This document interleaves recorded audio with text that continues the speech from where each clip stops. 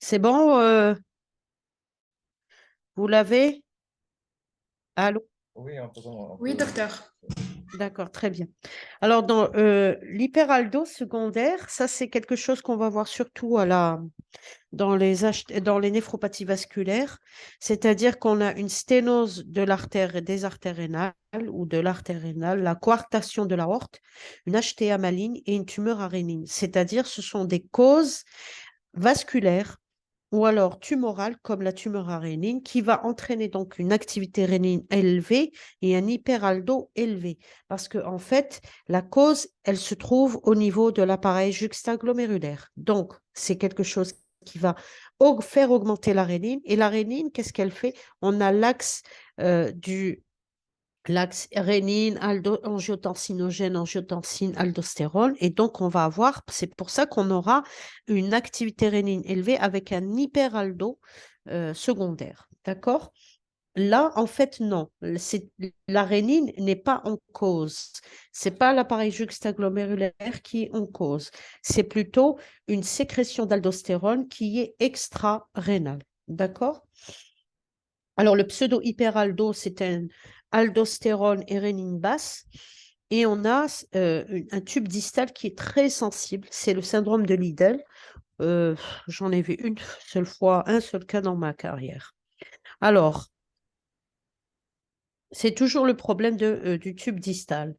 L'alcalose hypercapnique, on a une hypercapnie chronique qui va entraîner une réabsorption de bicarbonate augmentée. Parce que là, en fait, ce qu'on a dit, c'est que normalement, on a une hypocapnie.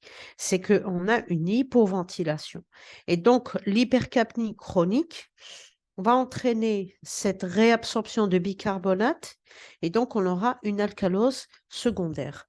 Lorsqu'il y a mise en route d'une ventilation assistée, puisqu'on a une hypercapnie, à ce moment-là, comment il faut lutter contre cette hypercapnie? C'est qu'il faut lui donner de l'oxygène. Si on a beaucoup de CO2 qui augmente, qu'est-ce qu'on va donner pour contrebalancer, pour neutraliser cette hypercapnie? C'est de donner beaucoup d'oxygène. Donc, on va donner une ventilation assistée. La PCO2 diminue rapidement, mais le rein élimine plus lentement le bicarbonate accumulé parce que le rein, il a une capacité au-delà de laquelle il a comme un seuil de saturation, c'est-à-dire il ne peut pas dépasser un taux de réabsorption et un taux d'élimination. D'accord?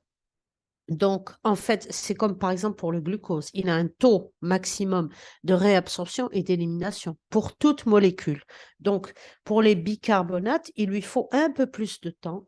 Donc, en fait, cette alcalose va se résorber très progressivement. Ça veut dire que c'est un patient chez lequel on va mettre non seulement une oxygénothérapie, mais c'est ce que je vous ai dit tout à l'heure, c'est-à-dire on va lui donner une oxygénothérapie forcée, c'est-à-dire on va aller faire rentrer avec une pression positive l'oxygène au niveau des alvéoles. Et ça, c'est ce qu'on appelle la ventilation non invasive, c'est-à-dire c'est la VNI. C'est pas une intubation. D'accord? C'est pas un respirateur, c'est pas la machine du respirateur de la réanimation, c'est la VNI. C'est ce qu'on a utilisé pendant le Covid. Pendant le Covid, on avait un œdème et une inflammation très importante au niveau respiratoire. Et donc, de ce fait, chez ces patients, surtout après quand on a eu, par exemple, le Delta ou l'Omicron, c'était des pertes digestives. Donc, on avait une hypovolémie, on avait des pertes digestives et on avait surtout une hypercapnie. Donc, tous les éléments étaient associés. On n'était pas dans l'acidose métabolique, on était dans le cadre de l'alcalose métabolique. Et à ce moment-là, on avait une hypercapnie, non seulement une hypercapnie, parce que les capacités respiratoires étaient insuffisantes, on avait une hypercapnie et il fallait pousser de l'oxygène pour neutraliser cette hypercapnie. Et le fait d'avoir des diarrhées et des vomissements, surtout les diarrhées qui étaient profuses, ont fait que chez nos patients, on a eu une alcalose par hypovolémie, contraction du volume extracellulaire. Et donc, on avait surtout beaucoup de pertes d'ion H+, on avait des hypokaliémies, des hypomagnésémies. En plus de l'hyponatrémie qu'on avait. Et parfois, on avait même de l'hypernatrémie. Alors, le traitement étiologique, et de mise, bien sûr. C'est la base de toute. Je ne voulais pas rentrer dans des détails pour ne pas vous perturber. Alors, maintenant, pour la gazométrie, c'est un sang qui est prélevé sans air dans une seringue éparinisée. Alors, parce qu'on veut garder ce sang comme il est, c'est-à-dire anticoagulé. Alors, dans une artère plutôt qu'une veine pour le pH extracellulaire, il faut mesurer donc la PaO2 et la PCO2. Et ça nous donne donc, bien sûr, tous les résultats qu'on a vus au départ sur le tableau. Alors, la variation du pH de la PCO2 par régulation ventilatoire et la variation des bicarbonates régulés par les reins. Donc, c'est ce que j'étais en train de vous expliquer dès le départ.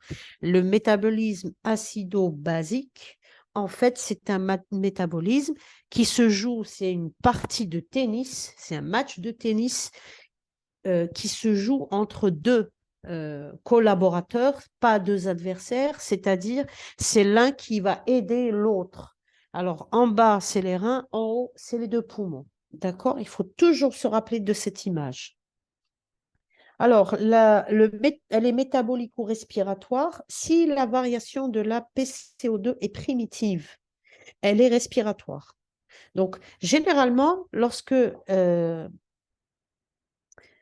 pH est modifié et qu'on a une pathologie neuromusculaire, morphologique, intrathoracique, centrale, et qu'on sait que ce patient, il a déjà, au départ, il avait une hypoventilation. À ce moment-là, c'est sûr qu'au départ, c'est une acidose, une alcalose respiratoire, mais c'est surtout une acidose respiratoire. Donc, les reins, vous allez regarder du côté des reins. Alors à ce moment-là, vous regardez quoi? Qu'est-ce que vous allez chercher? Vous regardez la fonction rénale. Est-ce qu'elle est normale ou pas? D'accord? Si la variation du bicarbonate est primitive, là, elle est métabolique. D'accord? C'est pas évident, je sais, c'est pas évident, mais il faut Alors, la compensation, est-ce qu'elle est respiratoire? Est-ce qu'elle est rénale? Alors, regardez ici. Quand on a un pH qui est bas, c'est-à-dire c'est une acidose métabolique. Là, c'est une alcalose. Le pH, il est bas ici, c'est une acidose. Ça, c'est une alcalose. Ça, c'est une acidose et ça, c'est une alcalose. D'accord? Qu'est-ce que je fais? Alors, j'ai deux cas d'acidose. D'accord? Je regarde le bicarbonate. Le bicarbonate ici, il est bas. Là, ici, il est élevé. Qu'est-ce que ça veut dire? Si j'ai un bicarbonate élevé, cela suppose que la compensation est rénale. Les reins sont en train de régénérer et de réabsorber pour que ce pH remonte vers la normale. D'accord? Donc, ça veut dire que la cause, elle est respiratoire. Si mon bicarbonate, il est bas, ça veut dire que j'ai une perte rénale. D'accord? Ça veut dire que la cause, elle est d'origine rénale ou extra-rénale, mais elle est métabolique. Après, si je regarde la PCO2, on a ici une acidose respiratoire. On a dit c'est une acidose. On a des bicarbonates qui sont élevés. Ça veut dire que les reins sont en train de réabsorber. Ça veut dire que c'est une acidose respiratoire et que les reins sont en train de compenser. Et quand je regarde la PCO2, je vois qu'elle est en hypercapnie. Qu'est-ce que je dois faire? Je dois faire une réhydratation, remplissage vasculaire, plus et surtout, une oxygénation. D'accord? Si je regarde mon patient à côté, qu'est-ce que je vais voir quand il a une hypercapnie? Je vais voir qu'il est en train de faire une hyperventilation. Il est en train d'hyperventiler, il a une polypnée. Et dans ce cas, c'est une acidose respiratoire. Maintenant, si je vous donne l'exemple, par exemple, ici, on a un pH qui est élevé. Ici, il est élevé aussi. Je regarde toujours mes bicarbonates. Mes bicarbonates sont élevés. Ça veut dire qu'il y a une récupération, il y a une accumulation de bicarbonate. D'accord? Ça veut dire qu'elle est métabolique. Et là, quand je regarde ce pH élevé, je regarde les bicarbonates, ils sont bas. Ça veut dire que ça peut être aussi une perte de bicarbonate rénal, mais généralement, quand je regarde la PCO2, il est en hypocapnie. D'accord? Ça veut dire qu'elle est respiratoire. Ça veut dire que en fait, il a une hypocapnie. C'est qu'il est en train de, il a une mauvaise ventilation. Il y a un déséquilibre entre la ventilation et les apports d'oxygène. OK? Normalement, on a terminé. Si vous avez des questions. Bon, ce tableau, il est un peu barbant, hein, je vous le dis. Mais si vous avez des questions, posez-moi des questions. De toute façon, on se retrouvera la semaine prochaine, Inch'Allah, et je vous refais cette démonstration. C'est bon? Allô? Ah, on vous entend, docteur. Oui, docteur. Alors, est-ce que vous avez des questions? C'est pas- C'est pas évident. Je sais, c'est pas évident. On les prépare les questions pour la semaine prochaine. Voilà. Alors, vous me préparez les questions concernant les cours de néphro, parce que j'aimerais bien vous faire. Vous allez me poser la question en présentiel, même s'il fait chaud. Et puis, on fera question-réponse pour que ce soit clair. D'accord? D'accord. Inch'Allah, le dimanche.